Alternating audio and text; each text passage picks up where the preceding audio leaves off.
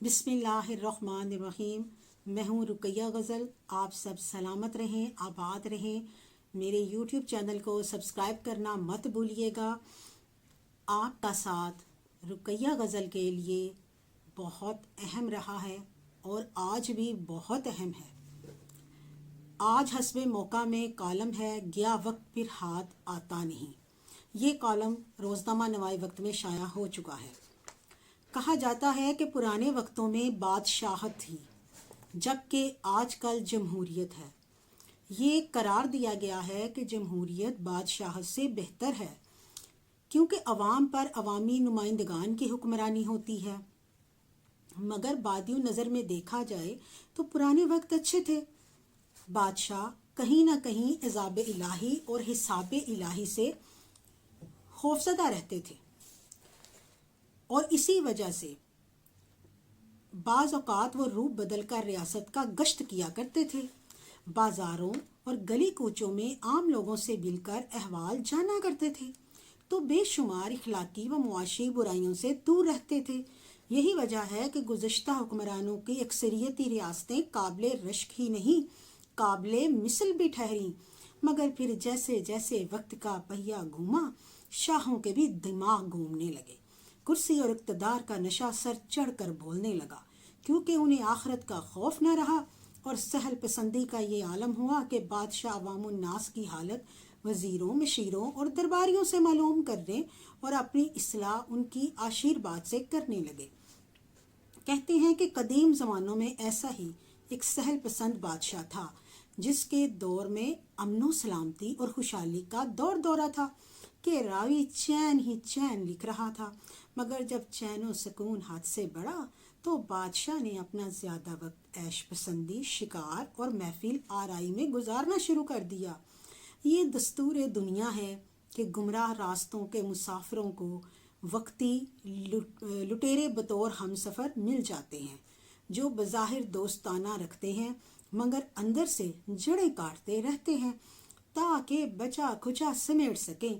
یوں بادشاہ کے احباب میں ایسے افراد شامل ہوئے جو کہ ایسی ہی راہوں پر گامزن تھے۔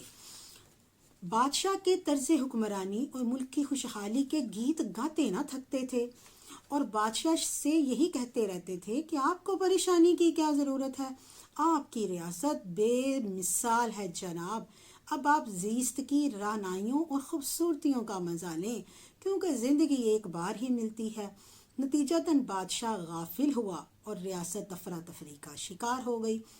وہی امراء جو تھے وہ عوام الناس کو دونوں ہاتھوں سے لوٹنے لگے اور غریبوں کی اراضی اور مال و دولت طاقت کے زور پر ہڑپنے لگے، مگر بادشاہ کے قریبی سنگی ہونے کی وجہ سے انہیں کوئی کچھ نہ کہتا اور بادشاہ کو اتنی فرصت نہیں تھی کہ وہ کسی غریب کی فریاد سنے، بلکہ اگر کوئی بولا بٹکا آ بھی جاتا تو دربان باہر سے ہی بگا دیتے، اگر کوئی زیادہ شور مچاتا تو اسے مجرم بنا کر کال کوٹری میں ڈال دیا جاتا۔ رفتہ رفتہ یہ سہل پسندی اور عیش پرستی ریاست کو دیمک کی طرح چاٹنے لگی۔ بادشاہ کا ایک خدا ترس اور مخلص وزیر بھی تھا جو کہ ان حالات سے بہت پریشان تھا۔ وہ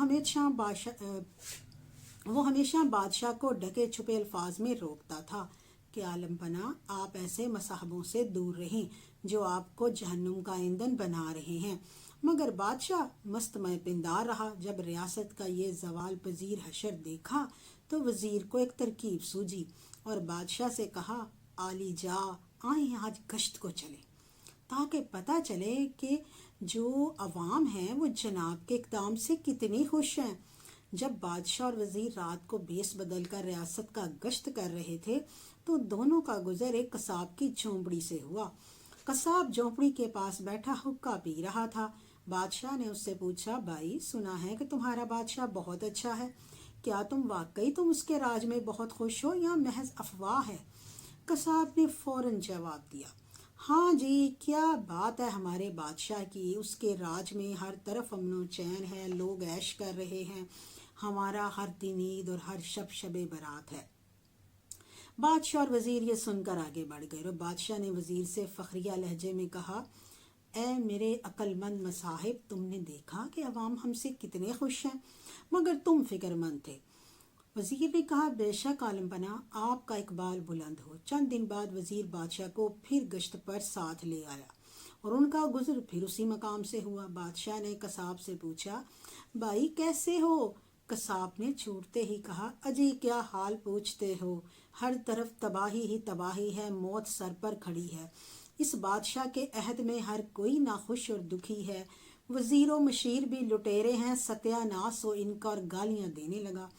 بادشاہ ششدر رہ گیا، ابھی چند دن پہلے تو یہ اپنے بادشاہ کی تعریف کر رہا تھا، اب ایسا کیا ہوا ہے کہ اتنا دکھی ہے، بلکہ کہہ رہا ہے کہ آؤ تمہیں لوگوں کو روتا اور بھوک سے مرتا دکھاؤں۔ جہاں تک اس کی معلومات کا سوال تھا تو اسے ایسی کوئی مستند اطلاع نہیں تھی۔ بادشاہ نے اس سے پوچھا بھائی آخر کیا ہوا ہے؟